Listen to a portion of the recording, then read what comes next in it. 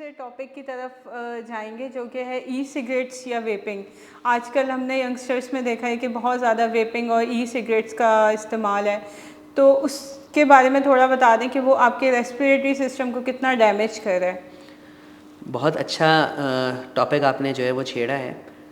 ई cigarettes जिसको आम तौर पे हमारी यंग जनरेशन ये कह के लेती है कि ये सेफ़र फॉर्म ऑफ स्मोकिंग है और इसके अंदर जो है ना वो टार नहीं है। टार बेसिकली वो कंपोनेंट है जो कैंसर कॉजिंग होता है, जो आम सिगरेट्स के अंदर मौजूद होता है। तो उनका कहना है कि इसके अंदर टार नहीं है तो ये सेफ़ है और हम जो है वो सेफ़ स्मोकिंग करते हैं।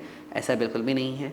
वहाँ पे टार है, टार तो बहुत स्लोली जाके कैंसर कॉज करता है। इसके अलावा सांस की बीमारियाँ समेत बहुत सारी चीज़ें हैं। जी। लेकिन अगर निकोटीन देखेंगे तो निकोटीन शायद एक सिगरेट के मुकाबले में यहाँ पे ज़्यादा मौजूद है, बिल्कुल। Number one. और इसी वजह से एडिक्शन आती है कि इसमें निकोटीन की कंटेंट ज़्यादा है। फिर इसमें कुछ फ्लेवर्स यूज़ किए जाते हैं। वो फ्लेवर्स में जो केमिकल्स होते हैं वो एंटायरली हार्मफुल केमिकल्स हैं। ठीक है। इतने हार्मफुल केमिकल्स हैं कि यूएस के अंदर इसको बैन कर दिया गया है, क्योंकि इससे इतनी डेंजरस लंग इंजरीज हुई हैं, जैसे vaping associated lung injuries, VALI एक टर्म होती है, वैली। जी। इतनी सिवियर लंग इंजरीज के लोगों को कोविड की सीवियर फॉर्म याद आ गई कि यार इस तरह से फेफड़े बिल्कुल डिस्ट्रॉय हो जाते हैं कि अगेन वही वाली बात कि ऑक्सीजन डिपेंडेंसी और शायद lung transplant ultimate treatment option. तो इस हद तक भी लंग डैमेजेस हुए हैं।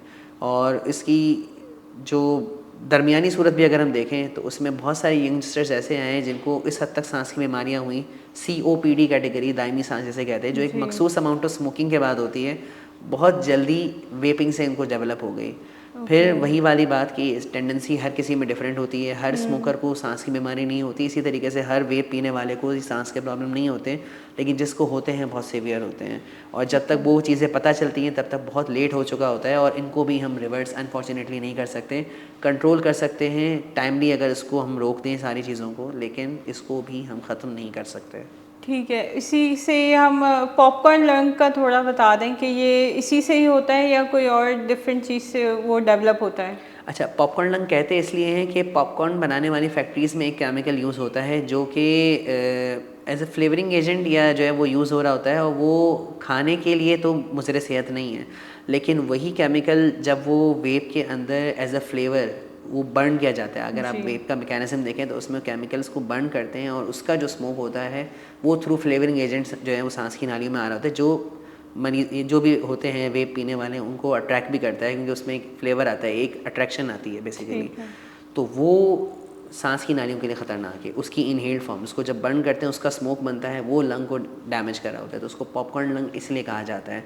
और अल्टीमेटली इससे जो होती है सांस की बीमारी और सांस के मसाइल होते हैं, रेस्पिरेटरी ब्रोंकियोलाइटिस, सांस की नालियों में, बारीक नालियों में शदीद किस्म का वहम होता है और अल्टीमेटली वो अस्थमा या COPD या उसी ही की वर्स कैटेगरी में जाके वो लैंड अप करते हैं। ओके, ये ट्रीटेबल है या इसका कोई क्योर नहीं है? वंस डेवलप हो जाए इसको कंट्रोल किया जा सकता है, लेकिन ठीक है। इसको ख़त्म नहीं किया जा सकता है। तो इसको अगर हमें रोकना है तो उसको डेवलप होने से पहले रोकना है। Once develop it's too late. उसके बाद फिर अगर वो कंटिन्यू करेगा तो बहुत तेज़ी से डिक्लाइन जाएगा लंग फंक्शंस का, लेकिन अगर वो उसको टाइमली रोक देता है तो हम कहीं ना कहीं लंग की डिटोरिएशन की प्रोग्रेशन स्लो डाउन कर सकते हैं। ठीक है, thank you so much doctor साहब, आपने इतने कॉमन क्वेश्चंस के बहुत अच्छी तरीके से हमें समझा दिया है। अब हम मिलेंगे आपसे नेक्स्ट डॉक्टर से नेक्स्ट टॉपिक के ऊपर। थैंक यू सो मच, अल्लाह हाफ़िज़।